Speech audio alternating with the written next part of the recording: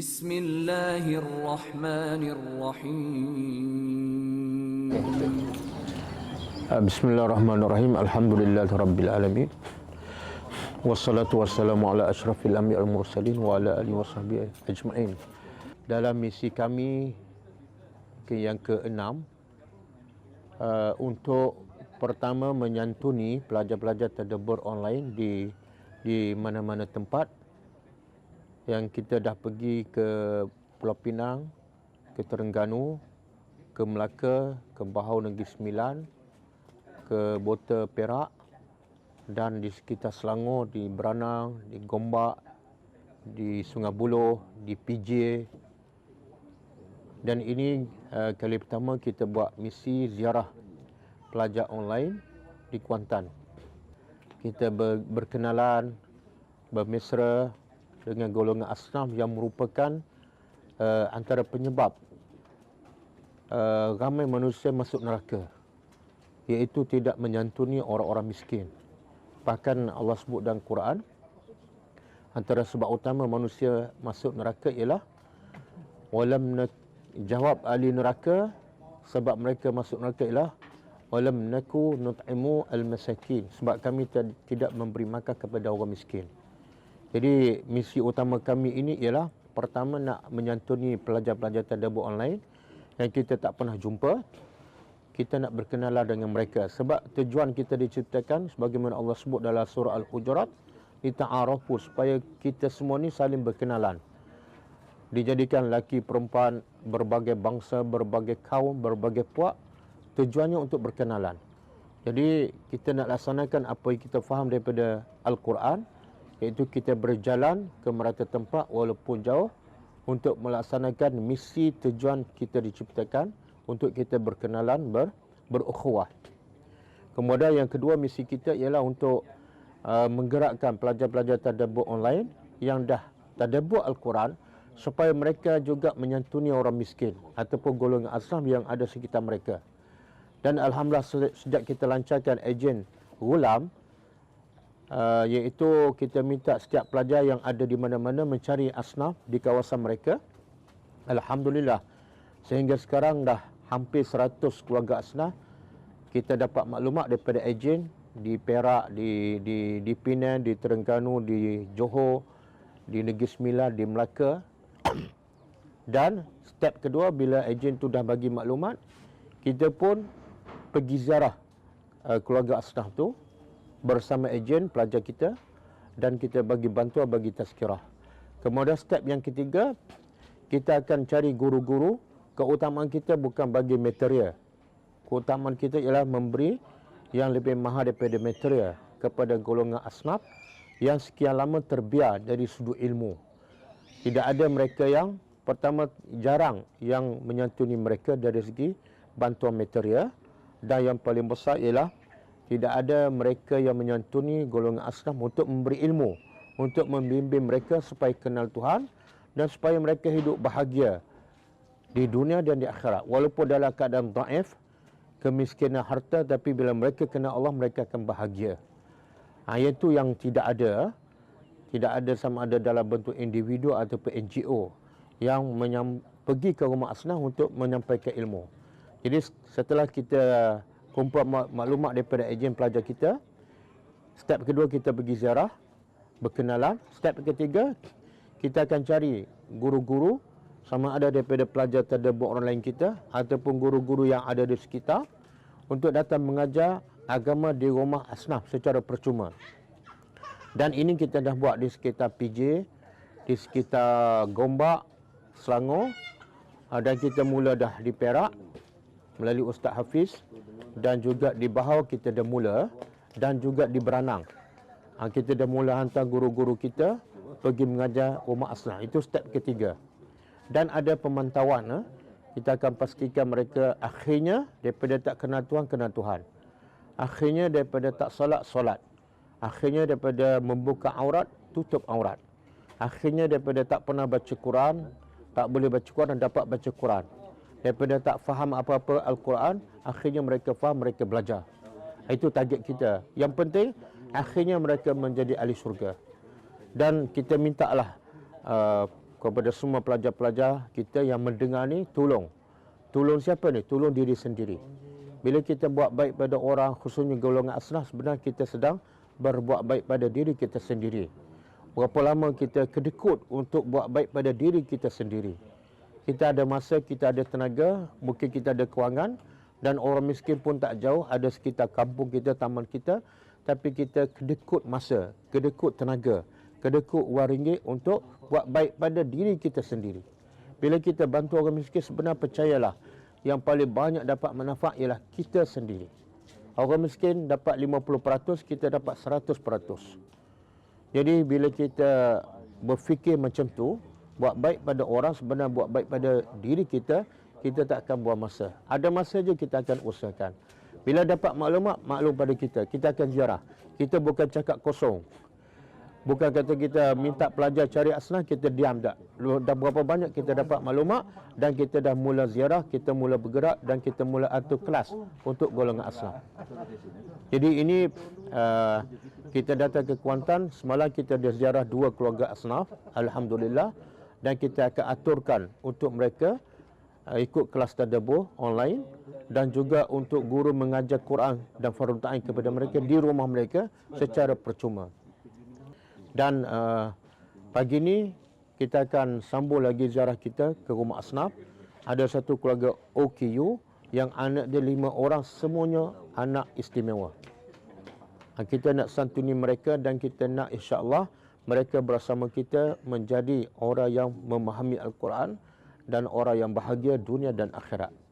Apa patut kita buat setelah kita tadabbur Al-Quran? Apa kerja-kerja kebaikan yang kita boleh buat untuk diri kita dalam keadaan kemampuan kita yang terbatas, masa kita yang terhad? Sebenarnya dakwah boleh buat di mana-mana, walaupun daripada rumah, walaupun di sekitar kawasan rumah kita sahaja. Kita nak semua kita, semua pelajar bergerak. Jangan belajar sahaja, tapi jadilah seperti jin. Jin sekali mendengar Quran, sekali beriman, terus menjadi pendakwah. Sekian, wassalamualaikum warahmatullahi wabarakatuh. Aku rasa kagum dengan orang beriman. Kenapa? Sebab orang beriman ni semua keadaannya baik, tak ada yang tak baik. Kemudian Nabi huraikan, orang manusia ni ada 2 keadaan. Satu, Allah bagi nikmat. Nikmat ni benda yang kita gembira, yang kita suka. Sihat kan, anak sihat. Yang kedua, Allah bagi musibah. Musibah ni yang kita tak suka. Jadi Nabi puji orang beriman, kenapa? Sebab bagi orang beriman, dapat nikmat menjadikan dia bukan sombong, bukan lupa daratan, tapi dapat nikmat menjadikannya semakin taat kepada Allah, semakin banyak bersyukur kepada Allah. Maka syukur tu adalah baik, bukan nikmat yang baik. Contohlah, kita ni diberi sihat. Dengan kita sihat tu, kita guna kesihatan untuk solat. Jadi antara dua tu mana yang baik? Sihat ke solat?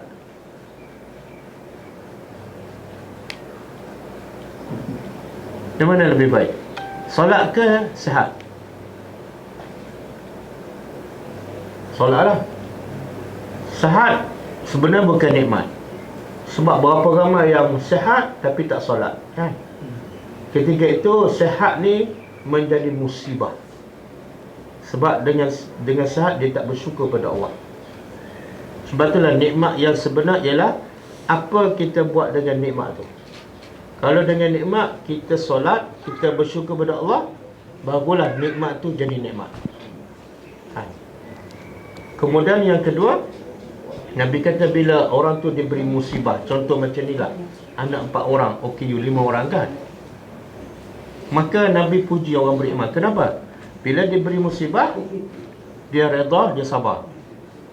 Jadi dengan sebab dia redha dan sabar, musibah tu sebenar adalah nikmat. Kalau kita redha, kita bersyukur, 5 orang adalah nikmat. Sebab kerana 5 orang OKU, kita redha dan bersabar dengan ujian. Dan kita sebenarnya tujuan hidup ni sebenarnya kita nak redha je. Lepas tu Nabi kata dalam satu hadis, bila Allah sayang pada seseorang, Allah akan bagi ujian. Supaya apa? Supaya dengan ujian dia redha, dia sabar. Kalau Tuhan sendiri redha pada kita, Oh, inilah bahagia yang paling bahagia bagi orang beriman. Tapi syarat nak redha, nak sabar apa dia? Kena ada ujian. Syarat nak redha, nak sabar kena ada ujian. Sekarang Allah sayang pada pakcik, Allah sayang pada pakcik. Caranya apa? Allah tak bagi harta banyak. Allah bagi apa? Anak OKU 5 orang. Oh, satu nikmat. Dan alhamdulillah pakcik makcik redha dah sabar. Itulah yang paling mahal dalam hidup kita. Sebab bila kita mati nanti nak jumpa siapa? Jumpa Allah. Bila jumpa Allah nak bawa apa? Nak bawa hati kita yang suci, yang sentiasa redha dengan Allah Subhanahu Wa Taala. Jadi bersyukur. Saya tak tahu lagi ni, kalau saya diberi anak 4 orang, 5 orang OKU, saya tak tahu saya mampu tak. Tapi Tuhan tahu. Tuhan tahu saya tak mampu. Sebab tu Tuhan tak bagi pada saya. Dan Tuhan tahu pakcik dan makcik mampu. Sebab tu Allah bagi 5 anak OKU pada makcik dan makcik. Oh, satu benda yang hebat ni. Allah tahu pakcik mampu. Dan terbukti pakcik, bagi pakcik tak ada masalah kan? Betul pakcik? Redha ke terpaksa redha? Oh, nikmat. Saya rasa jealous.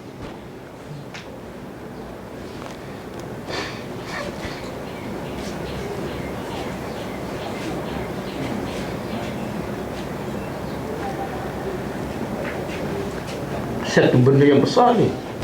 Mana Allah bagi ujian yang besar dan pakcik boleh redha. Bukan senang.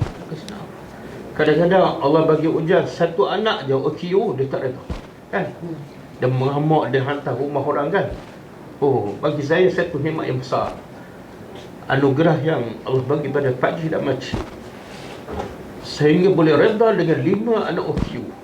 Dan boleh membesarkan dalam tempoh 34 tahun. Dan kita tahu tak, bila kita mati nanti, Allah akan tanya. Allah akan tanya kita. Kita didik tak anak kita agama? Anak saya semua sihat, 5 orang. Semua sihat. Tapi tanggungjawab saya sangat-sangat besar. Kenapa? Saya kena ajar dia agama, kena ajar dia solat, kena ajar macam-macam. Kalau saya tak ajar, saya akan sangkut di akhirat besok. Tapi Allah bagi pakcik, makcik 5 orang anak. Allah tak akan tanya pakcik dan makcik, ajar tak agama pada anak. Allah tak akan tanya. Kenapa? Anak-anak makcik tak mampu. Bebas, senang. Dapat 5 orang, soalannya tak berat. Kami dapat 5 orang, anak semua sihat, tapi tanggungjawab kami sangat besar. Sebab tu Allah kata, ya ayyuhallazina amanu qu anfusakum wa ahlikum nara. Wahai orang beriman, jaga diri kamu dan anak-anak kamu daripada neraka. Cuba bayangkan makcik pakcik, kalau anak ni semua sihat kan, anak 7 semua sihat, agak-agak dia duduk kat mana ni? Agak-agak dia jadi apa? Betul tak? Berapa ramai yang anak 5-6 orang sihat, seorang ambil dadah, seorang merempitkan, seorang mencuri, seorang bergaduh kan? Sebab apa? Sebab dia sihat fizikal. Jadi alhamdulillah 4 orang, 5 orang ni semua tak ada masalah. Betul kan? Ya Allah, satu nikmat. Sebab itulah bila Allah jadikan anak kita contohlah sakit ke, cacat ke, percayalah Allah sayang pada kita. Sebab itulah kita kena belajar, kena faham sifat Allah Ar-Rahman Ar-Rahim. Allah sayang pada kita tak sama dengan kita sayang kepada orang. Kita sayang pada orang, kita bagi semua kebaikan. Tapi Allah sayang pada kita, Allah bagi segala yang susah. Supaya apa? Supaya kita sentiasa cari dia, supaya kita sentiasa bergantung pada dia. Dan akhirnya kita akan dapat darjah yang paling tinggi.